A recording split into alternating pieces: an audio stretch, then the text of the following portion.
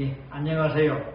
여러분들과 같이 이번 2020년 마지막 달인 12월 달에 대한 내용을, 한국사에 대한 내용을 성웅 이순신 장군에 대해서 네 번 시간을 나눠가지고 준비를 했습니다. 첫 번째는 이 이순신 장군에 대한 생애에 대해서 하는 것과 거기에 대해서는 거북선과 같이 해가지고 이걸 쭉 이 얘기를 하겠습니다.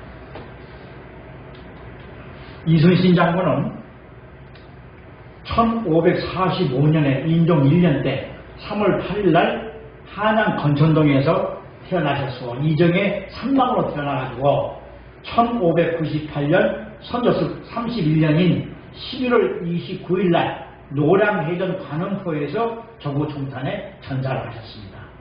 이때 가장 중요한 명언으로서 나의 죽음을 적에게 알리지 말라는 그런 이 얘기도 주위 장군들한테 이 얘기를 하였습니다.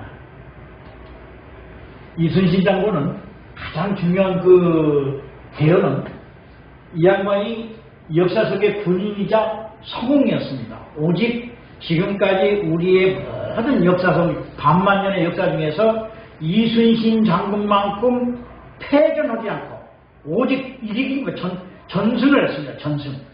그리고 이 중에서 특히 일본과 외놈들과 같이 싸운 23전 전승을 이룬 성웅이었고, 또한 이순신 장군에 의해서 조선이라는 나라는 바로 이순신 장군에 의해서 이 조선의 나라는 굳건히 지킬 수 있었던 겁니다.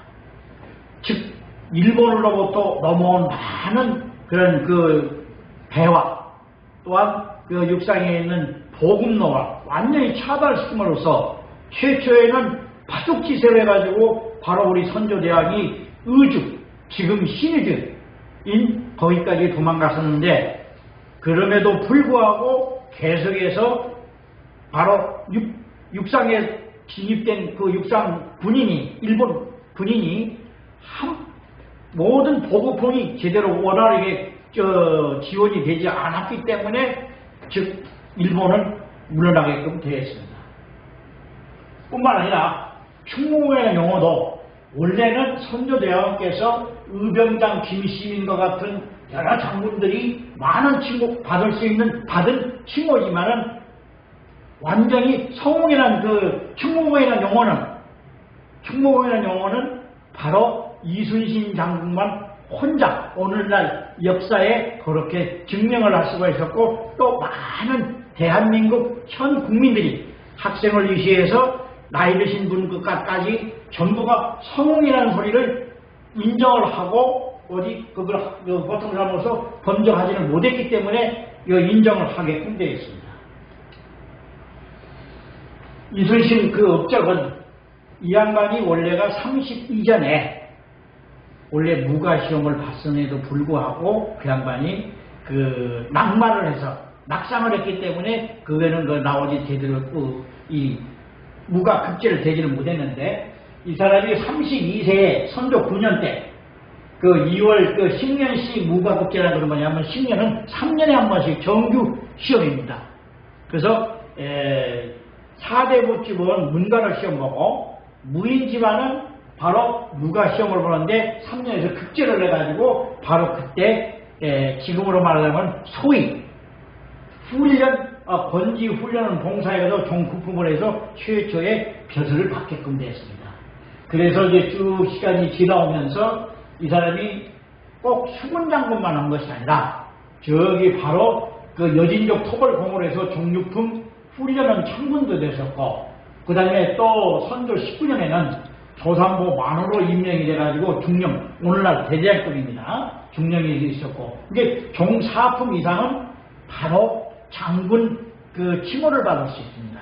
여러분들이 가끔가다 드라마에 보면은 조선 드라마 같은 걸 보면은 항상 신하에 있는 대신들이 빨간 옷을 유니폼을 입고 나온 사람이 있고 파란 유니폼을 입고 나온 사람이 있을 겁니다. 바로 빨간 옷을 입고 나오신 양반은 정 1품 영의정부터 종 3품 참군까지 해서 항상 빨간 옷을 감상반으로 해서 저기 근정전 경복궁 가면은 근정전 그거 보면은 당상관과 당하관이 완전히 구분이 되어 있습니다. 그래서 당하관은 정육품에서 정사품까지, 그 다음에 당상관은 정일품에서 정삼품까지 해가지고 이 쭉 해가지고 배열이 되어 있습니다.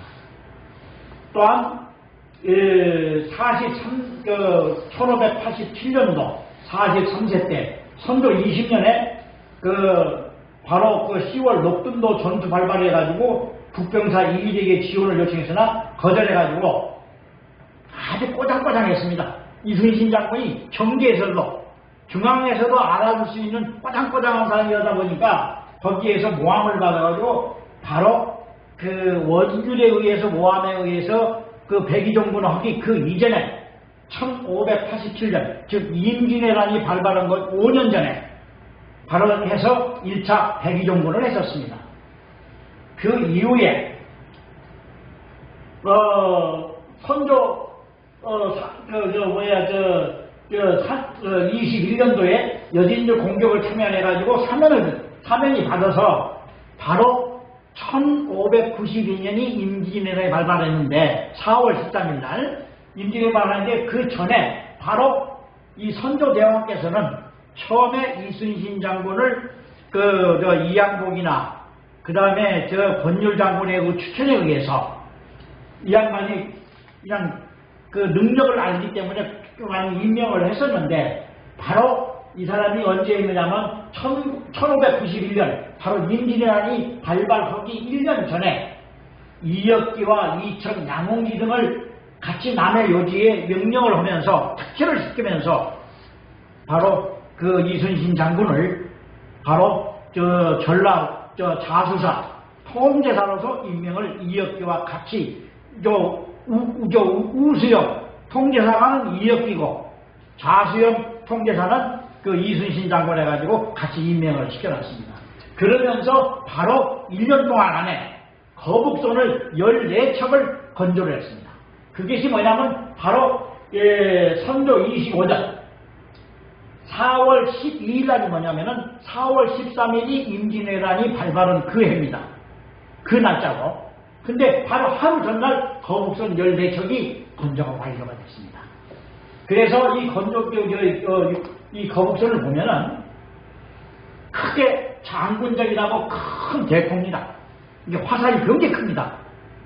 그래서 거기에다가 여기 보면은 총통이 있는데 이 지자 총통이라 가지고 천지현환 해서 4가지의 대포가 있었습니다. 그래서 그 대포에다가 이 큰 장군전을 집어넣어가지고 뒤에서 화약에 의해서 발사가 나갑니다. 그러면은 상대방 배, 외국의 수군 배는 우리 한국 판옥선하고 들려가지고 걔들은 방향 틀기가 아주 힘들었습니다. 그래서 바로 이 장군전을 쏘아가지고 그냥 빵꾸를 내버리면은 물이 들어가가지고 침수해서 배가 침몰하게끔 이런 장군전을 이용을 많이 했었습니다. 그래서 거북선 앞에는 여기 보면은 거북선 설계도입니다. 이 설계도인데 이 거북선 기본적인 설계도인데 이 앞에 보면은 이 것이 전면부입니다. 그래서 여기 보면은 이 1층과 2층이 있는데 이게 2층에는 2개의 대포와 아래층에는 창고도 있고 뭐가 되어 있는데 여기에도 대포가 또 2개가 있습니다. 그 다음에 좌우는 노끈들이 있어가지고 저어가지고 뚜껑 안에서 바로 조총이 빵꾸가 나지 않게끔 총알이 나무 같은 건 빵꾸를 요즘 총은 빵꾸가 나는데 그때는 돈이 약하기 때문에 화약이 약하기 때문에 빵꾸가 나지 않고 나무에 박혀버립니다. 그래서 이런 식으로 해가지고 거북선 안에서 해서 완전히 거기에서 근무하는 사람들이 몸을 보호를 했습니다. 그래서 전체적으로 총 23번의 전투가 있었음에도 불구하고 거의 아군의 피해는 거의 없었습니다. 그래서 지금까지 임진왜란 중에 총 죽은 사람이 수군 죽은 게 250명, 약 250명가량이 죽었습니다. 때문에 매 수전보다 그 해전을 하면서도 그 일본 수군들은 몇천 명, 몇만 명이 죽었는데 우리는 한 명도 죽지 않은 그 전투가 많았습니다. 그래서 지금 그 이순신 장군에 대한 태어날 때부터 그 다음에 거기에 대한 그 연역부터 그 다음에 거북선에 대해서 설명을 다 드리고 다음 시간에는 이 옥포해전에 대해서 말씀을 드리고자 합니다. 이상입니다.